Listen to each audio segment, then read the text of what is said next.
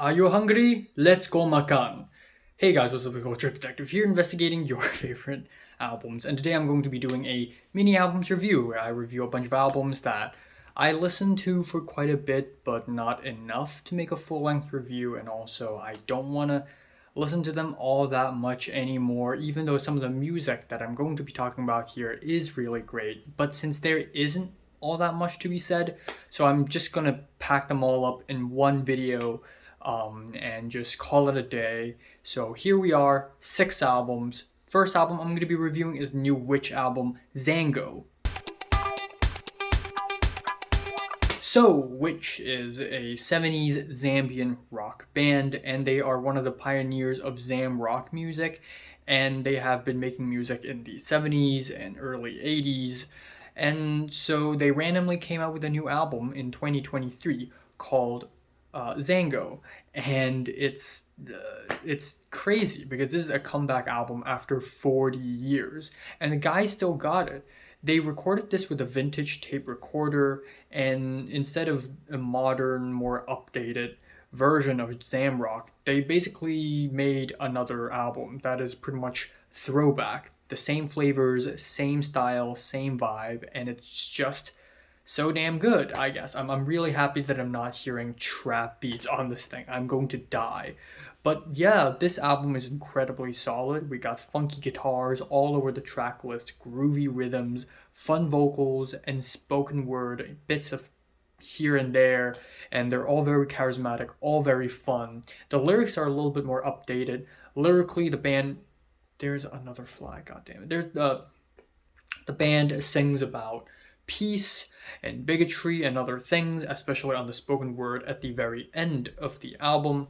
Wile is a total freaking jam, really groovy. And then we have Avalanche of Love, which offers some really beautiful vocals from up-and-coming artists. I guess she's already quite popular, Sampa the Great from Zambia. Then we have Streets of Lusaka, which is more toned down and peaceful, but it still really has the vibe. And These Eyes of Mine is another highlight on the track list for me because it's really spacey and tropical. There are a lot of moments in this album that really make me go, oh my god, this sounds exactly like King Gizzard and the Lizard Wizard. But you have to remember that Witch is a band in the 70s and 80s. It's very much possible that King Giz is inspired by them instead of the other way around. And that's really freaking cool, I think. So yeah, Witch Zango, really cool. Light 8 out of 10.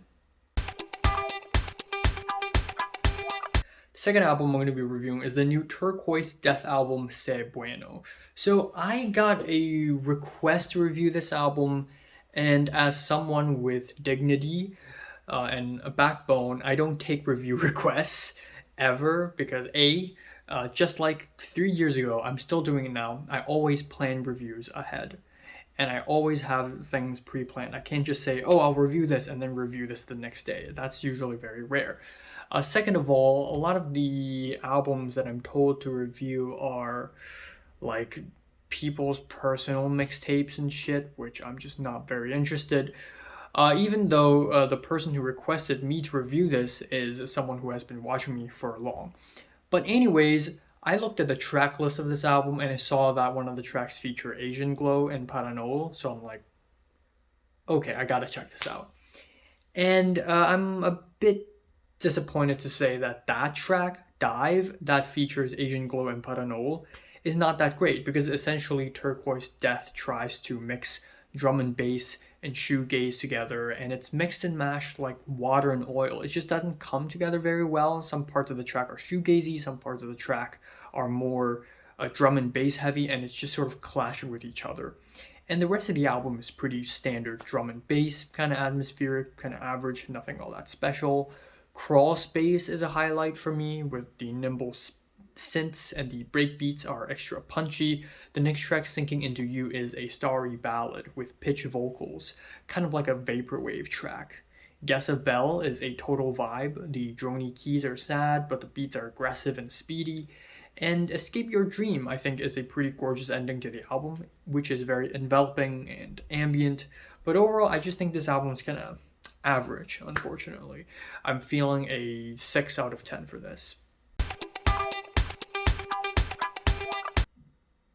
Third album I'm going to be talking about is the new Key Glock album, Glaucoma 2. So, rapper from Memphis, Tennessee, Key Glock, is back with one of the scariest album covers of the year. I don't know what the hell is with 2023 and scary album covers, but like, come on. Like, I'm just gonna scroll past Spotify and see this shit and just like have a mini jump scare. But yeah, essentially this album is plain and simple southern hip hop album. The beats and performances are really solid, but it's as far as it goes, I think the album is just okay. I like the twangy, witty guitars on the track 241, and the track Pop My Shit is playful and tongue in cheek, and I really like that.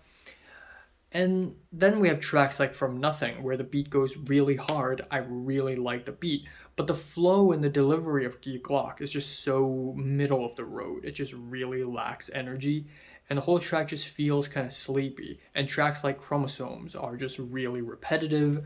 A lot of the tracks are pretty brief, structurally kind of one note, so yeah, there are some great moments here and there, but or more like decent moments here and there, but they're as far as decent moments go, I guess. Feeling a light 6 on this album.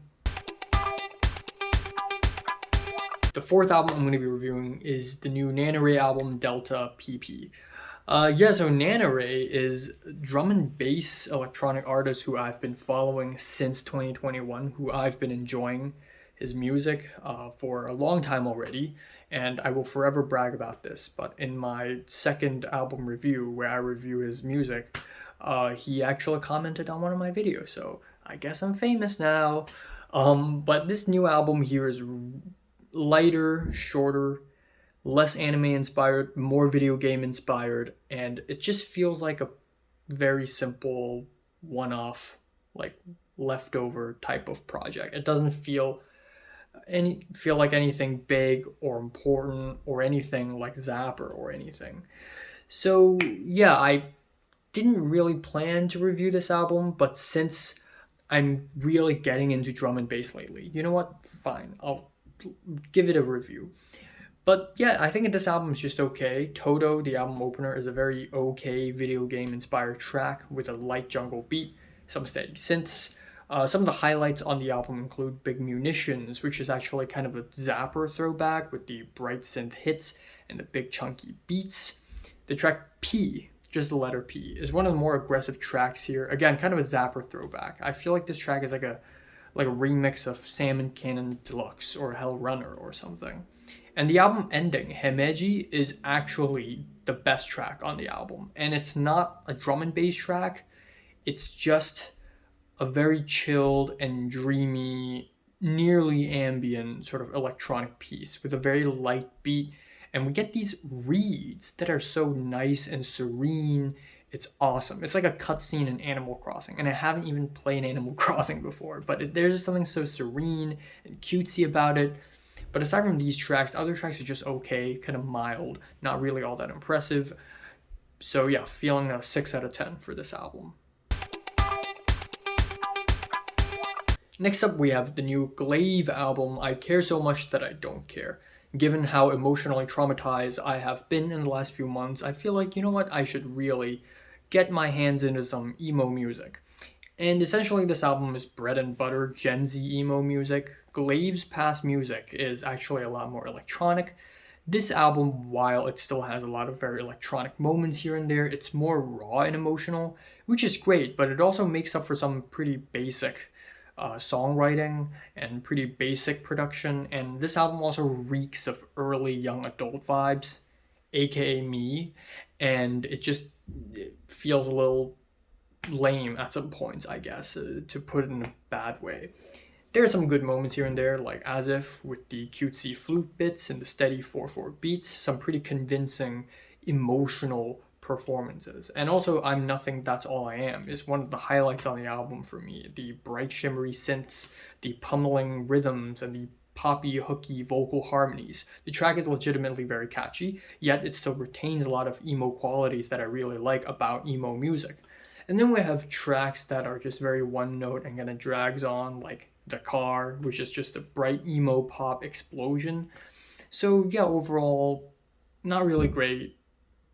Light to decent 6, I guess. Finally, I'm going to talk about the new Tyson Yoshi album, Second Pre-Evolution. I actually already gave this album a review like yesterday, and because this is actually a Hong Kong rapper, so I posted it in my Cantonese speaking channel, but I'm just going to reiterate what I said yesterday.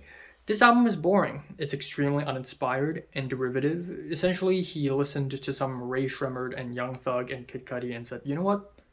I'm just going to copy it.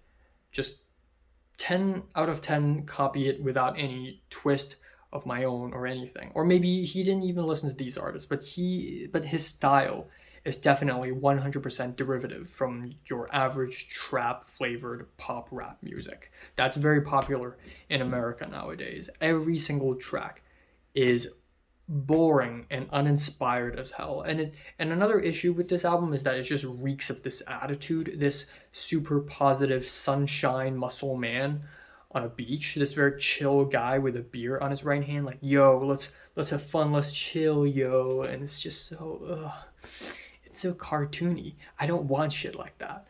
And then at the end of the album, we have this strange detour to rock music, and then the album ending is like a non-ending. It just doesn't end. So yeah, that's kind of anticlimactic, and I am giving this a strong 3 out of 10. So have you listened to the new Tyson Yoshi album and all the other albums I just mentioned? Comments below, let me know. Subscribe if you want more, and thanks for watching. Bye bye.